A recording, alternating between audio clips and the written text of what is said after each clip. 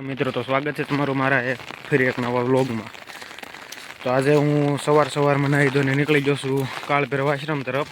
જોઈ શકો છો વરસાદ ચાલુ છે ઝીણો ઝીણો, અને હું હાલીને આશ્રમ તરફ નીકળી ગયો છું। આજે આશ્રમમાં આપણે જે તુલસી વિવાહ જે કરવાના છે તેની લગ્ન લખવાના છે, અને વરસાદ ચાલુ છે જોઈ શકો છો।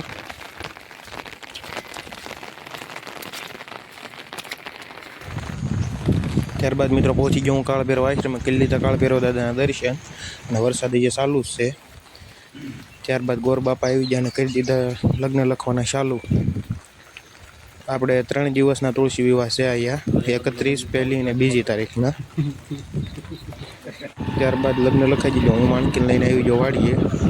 આ વ્લોગ અહીં પૂર્ણ કરું છું, મળી હવે નેક્સ્ટ નવા વ્લોગમાં। ત્યાં સુધી બાય બાય બધાને।